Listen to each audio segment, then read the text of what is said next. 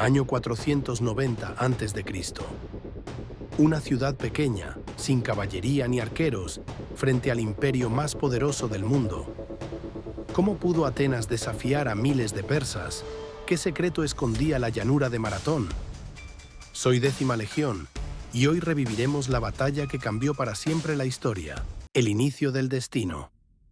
Amanecía en el siglo V a.C.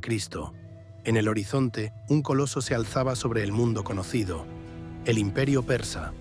Sus dominios se extendían desde el Indo hasta el Nilo. Millones de súbditos, cientos de pueblos, decenas de lenguas y religiones. Todos sometidos a la voluntad de Darío, el Grande. Darío no era un rey cualquiera. Había heredado un imperio inmenso y lo había expandido con mano de hierro. Pero detrás de su grandeza había una obsesión: Atenas. En su palacio de Susa, los cronistas cuentan que ordenaba a un sirviente repetir cada noche: «Señor, recuerda a los atenienses». No era simple política, era orgullo herido, era venganza personal.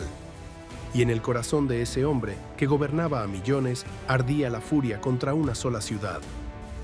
El origen del conflicto. Todo había comenzado con un gesto torpe. En busca de alianzas, Atenas había ofrecido a Persia tierra y agua, un símbolo de sumisión absoluta. Para los persas, Atenas era ya vasalla. Para los griegos, solo un pacto efímero. Cuando Atenas rompió el acuerdo, Darío lo tomó como traición y lo personalizó. Él, el gran rey, no podía tolerar que una ciudad diminuta osara despreciar su autoridad. La revuelta jónica encendió la chispa. Atenas ayudó a los rebeldes y quemó Sardes, capital persa en Asia Menor. La insurrección fue sofocada, pero la afrenta quedó grabada en la memoria de Darío. El imperio debía responder, no solo con castigo, con una lección eterna: la ira del imperio. Darío movilizó la maquinaria de guerra más poderosa del mundo. 600 barcos, más de 20.000 soldados. No era solo un ejército, era un mar de pueblos. Medos, persas, escitas, egipcios, cada uno con sus armas, sus ropajes, sus lenguas. La expedición no era improvisada. Sus generales, Datis y Artafernes, trazaron un plan preciso: someter las islas del Egeo, aterrorizar a los griegos y, finalmente, arrasar Atenas.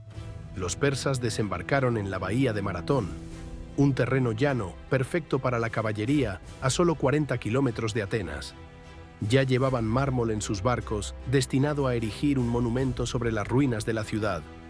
Para ellos, la victoria estaba asegurada. El desafío ateniense. En Atenas, el miedo dividía las opiniones. Unos querían encerrarse tras los muros, otros pedían negociar. Pero había un hombre con otra visión: Milcíades. Milcíades no era un general cualquiera. Había vivido en Jonia, bajo dominio persa. Había servido incluso en la caballería escita al mando del gran rey. Conocía de cerca la disciplina, la arrogancia y también las debilidades persas. Para él, no luchar era condenarse. Sabía que si Atenas se encerraba, sería sitiada y caería sin remedio. Solo en Maratón, en campo abierto, había una oportunidad. El Consejo de Generales votó. Hubo empate, y fue el Polemarco Calímaco quien dio el voto decisivo: Atenas pelearía.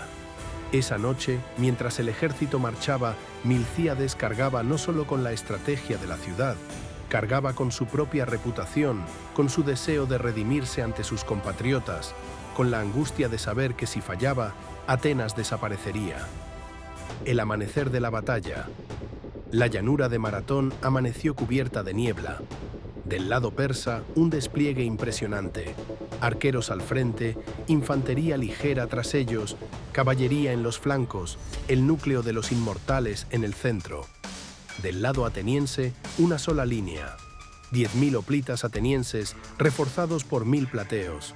No tenían caballería, no tenían arqueros.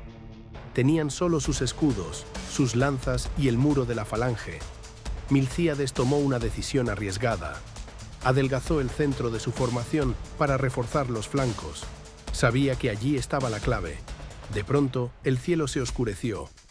Miles de flechas persas volaron como una nube negra. Los hoplitas alzaron sus escudos y resistieron el impacto. Entonces Milcíades dio la orden, «Adelante», y por primera vez un ejército griego cargó corriendo contra el enemigo. Choque de ejércitos. El suelo temblaba bajo los cascos de bronce.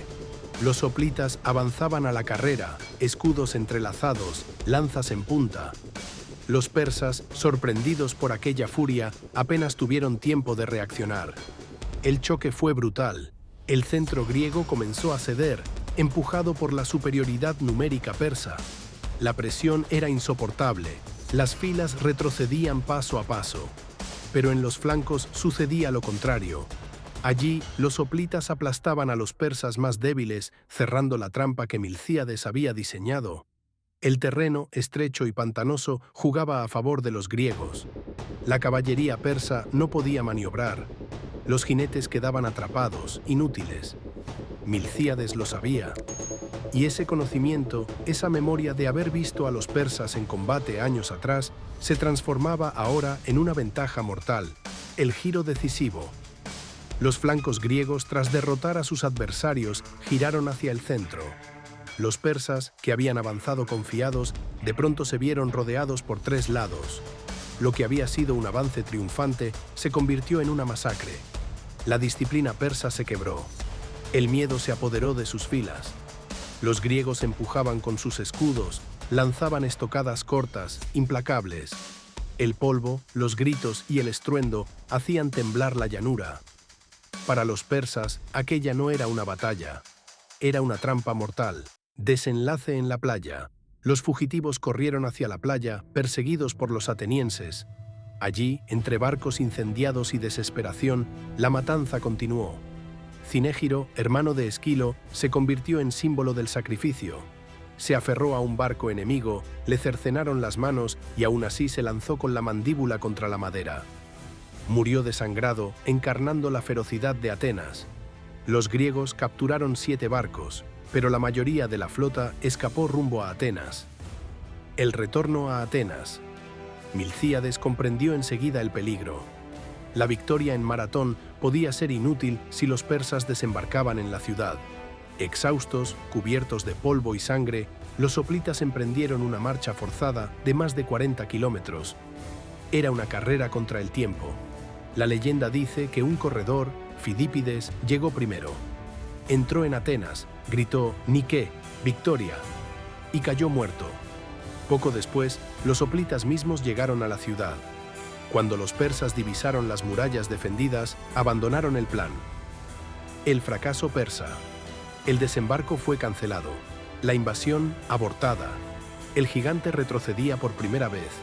En la playa de Maratón quedaron más de 6.000 persas muertos. Los atenienses habían perdido apenas 192. Consecuencias y legado. Maratón fue más que una batalla. Fue la demostración de que Persia no era invencible, que la libertad podía desafiar al poder absoluto. En Atenas, los nombres de los caídos fueron grabados en piedra, y un túmulo aún guarda sus restos en la llanura. Los espartanos llegaron tarde, pero al contemplar el campo cubierto de cadáveres, reconocieron lo imposible. Atenas había vencido al coloso. Milcíades, en ese momento, era el héroe de Grecia, pero también un hombre cansado, marcado por el peso de la decisión que había cambiado el destino. Así terminó la batalla de Maratón. Atenas se alzó contra lo imposible. Persia fue derrotada, y el mundo descubrió que el coloso de Oriente podía sangrar. Si esta historia te atrapó, únete a 10ª Legión. Deja tu me gusta y suscríbete. Quiero leerte en los comentarios.